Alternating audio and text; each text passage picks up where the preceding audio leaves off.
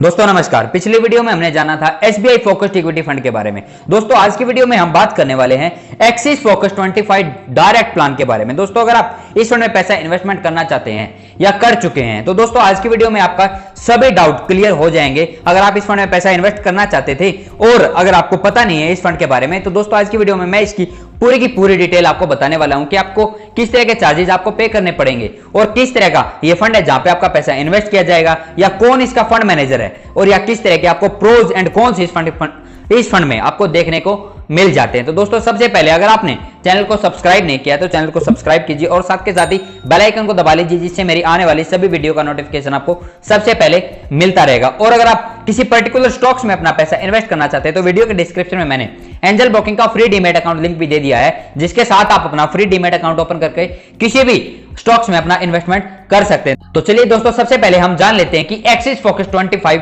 Direct fund है क्या। दोस्तों यहां पे मैं आपको एक चीज बता देना चाहता हूं, हम सिर्फ और सिर्फ इस फंड के डायरेक्ट प्लान के बारे में ही बात कर रहे हैं, हम रेगुलर प्लान के बारे में बिल्कुल भी डिस्कस नहीं कर रहे हैं। दोस्तों ये फंड 1 जनवरी 2013 को एक्सिस म्यूचुअल फंड द्वारा लॉन्च किया गया था। दोस्तों ये एक ओपन एंडेड इक्विटी कैटेगरी का एक फ्लेक्सी कैप फंड है, वेरी हाई रिस्क फंड है जहां पे आपका पैसा इन्वेस्ट किया जाएगा। दोस्तों इस फंड को 2016 से ही मिस्टर जिनेश गोपानी द्वारा मैनेज किया जा रहा है और मिस्टर जिनेश गोपानी जी ने बीकॉम ऑनर्स और एमएमएस फाइनेंस में किया हुआ है। इस फंड को ज्वाइन करने से पहले उन्होंने बिरला सन लाइफ एएमसी के साथ काम किया है, वॉयजर इंडिया प्राइवेट लिमिटेड के साथ काम किया है। करीबन इनको 17 साल का वर्क एक्सपीरियंस हो चुका है। अगर हम इस फंड के एयूएम के बारे में बात करें, एयूएम का मतलब होता है एसेट अंडर मैनेजमेंट, कि इस फंड के पास अब तक इन्वेस्टर्स द्वारा कितना पैसा इन्वेस्ट किया जा चुका है। तो दोस्तों इस फंड के पास 13,660 करोड़ रुपीस एज ऑन 31 जनवरी 2021 तक इन्वेस्ट किया जा चुका है। अगर हम इस फंड के एसेट एलोकेशन की बात करें कि आपके द्वारा इन्वेस्ट किया गया पैसा कहां पे इन्वेस्ट किया जा रहा है, किस तरह की कंपनियों में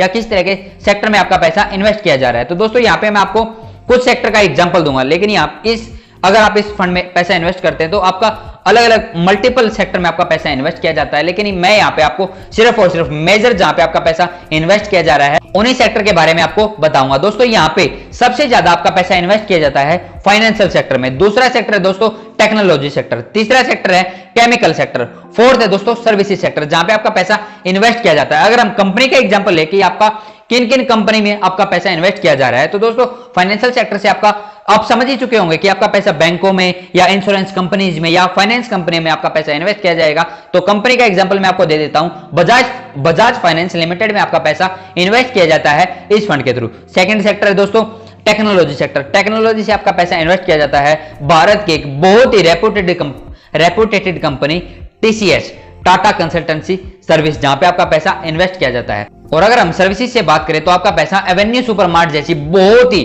अच्छी कंपनी में आपका पैसा इन्वेस्ट किया जाता है। एवेन्यू सुपरमार्ट को आप दोस्तों डीमार्ट के नाम से भी जानते होंगे। दोस्तों इस फंड के पोर्टफोलियो में आपको 29 स्टॉक देखने को मिल जाते हैं। दोस्तों वैसे तो ये फोकस 25 फंड है, 25 का मतलब होता है दोस्तों जो पहली 200 कंपनी होती हैं उनमें जो भी इनके मार्केट कैपिटलाइजेशन के हिसाब से जो भी 200 कंपनी पहली होती है उनमें से 25 कंपनी ही तो ये 200 कंपनीज में से डिसाइड करते हैं। और अगर इन्वेस्टमेंट की बात की जाए तो दोस्तों इस फंड में आप दो तरह से इन्वेस्टमेंट कर सकते हैं, पहला एसआईपी, दूसरा लमसम। एसआईपी के थ्रू अगर आप इन्वेस्टमेंट करना चाहते हैं तो मिनिमम मंथली आप 500 रुपए इस फंड में अपना इन्वेस्टमेंट कर सकते हैं। लमसम के साथ अगर आप इस फंड में इन्वेस्टमेंट करना चाहते हैं तो वन टाइम आप 5,000 रुपए इस फंड में अपना इन्वेस्टमेंट कर सकते हैं। दोस्तों अगर हम चार्जेस को देखें तो दोस्तों इस फंड में आपको 3 तरह के चार्जेस भी पे करने पड़ते हैं। पहला एक्सपेंस रेशियो चार्जेस, दूसरा है एग्जिट लोड चार्जेस, तीसरा है दोस्तों स्टैंप ड्यूटी चार्जेस जो कि 1 जुलाई 2020 से ही आपको चार्जेस देना पड़ रहा है हर म्यूचुअल फंड में, जो 1 जुलाई 2020 से पहले नहीं देना पड़ता था स्टैंप ड्यूटी चार्जेस।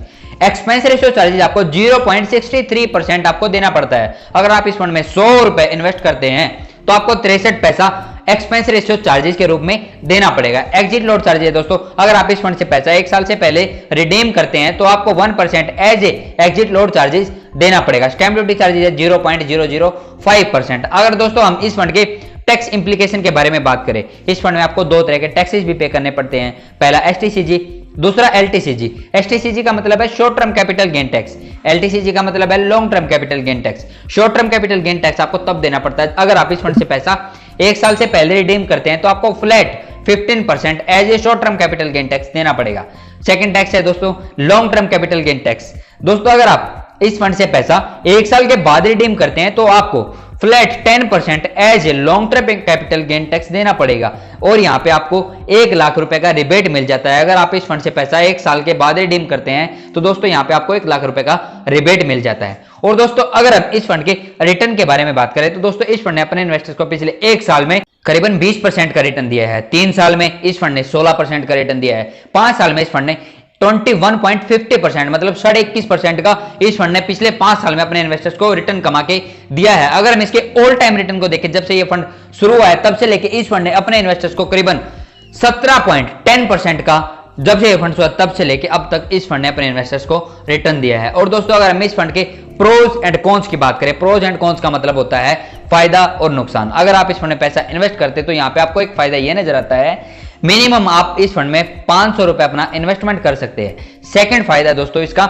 इस फंड ने अपने इन्वेस्टर्स को कंसिस्टेंट एक अच्छा रिटर्न कमा के दिया है। दोस्तों अगर हम इसके कॉन्स की बात करें, कॉन्स का मतलब है नुकसान। इस फंड का पहला नुकसान है इसकी डिपेंडेंसी। दोस्तों इतना AUM इस फंड के पास पहले एग्जिस्ट करता है और दोस्तों यहाँ पे फंड मैनेजर सिर्फ और सिर्फ एक ही है। यहाँ पे ये दोस्तों नुकसान मेरे को नजर आता है, किसी को नजर आए या ना आए, सबका अलग अलग परसेप्शन होता है दोस्तों किसी भी इन्वेस्टमेंट को देखने का। तो दोस्तों यहाँ पे मेरे को इसका एक डिसएडवांटेज ये नजर आता है कि इसकी डिपेंडेंसी सिर्फ और सिर्फ एक ही फंड मैनेजर के ऊपर है। दोस्तों दूसरा नुकसान है इसका, इस फंड में मार्केट के फ्लक्चुएशन का काफी ज्यादा रिस्क बना हुआ है। दोस्तों यहाँ पे आपको एक नुकसान ये नजर आ जाता है। दोस्तों अगर हम इस फंड के इन्वेस्टमेंट ऑब्जेक्टिव के बारे में बात करें, इन्वेस्टमेंट ऑब्जेक्टिव का मतलब होता है कि कंपनी ने फंड को क्यों शुरू किया है। तो दोस्तों इस फंड का इन्वेस्टमेंट ऑब्जेक्टिव है कि मैं अपने इन्वेस्टर्स को एक लॉन्ग टर्म कैपिटल एप्रिसिएशन दे सकूं उनके इन्वेस्टमेंट पे इक्विटी से रिलेटेड इंस्ट्रूमेंट या स्टॉक्स में इन्वेस्ट करके। दोस्तों उम्मीद करता हूं यहां तक आपको पूरा कॉन्सेप्ट क्लियर हो गया होगा। अगर आप इस फंड में पैसा इन्वेस्ट करना चाहते थे तो आप इस फंड के बारे में जान चुके होंगे। उम्मीद करता हूं दोस्तों आपको वीडियो पसंद आई होगी। अगर आपको वीडियो पसंद आई है तो दोस्तों वीडियो को लाइक करना बिल्कुल भी नहीं भूलना। और दोस्तों अगर आपको लगता है कि ये वीडियो आपके किसी रिलेटिव या फ्रेंड के काम आ सकती है तो दोस्तों वीडियो को शेयर करना भी नहीं भूलना। और अगर आप ऐसी ही इंफॉर्मेटिव वीडियो देखना चाहते हैं तो आपके अपने चैनल को सब्सक्राइब कर लेना और साथ के साथ ही बेल आइकन को दबा लेना, जिससे मेरी आने वाली सभी वीडियो का नोटिफिकेशन आपको सबसे पहले मिलता रहेगा। और दोस्तों अगर आप मुझसे सभी सोशल मीडिया हैंडल्स पे जुड़ना चाहते हैं तो वीडियो के डिस्क्रिप्शन में मैंने अपने सभी सोशल मीडिया हैंडल्स का भी लिंक दे दिया है, चाहे तो जाके आप इनको फॉलो या ज्वाइन कर सकते हैं।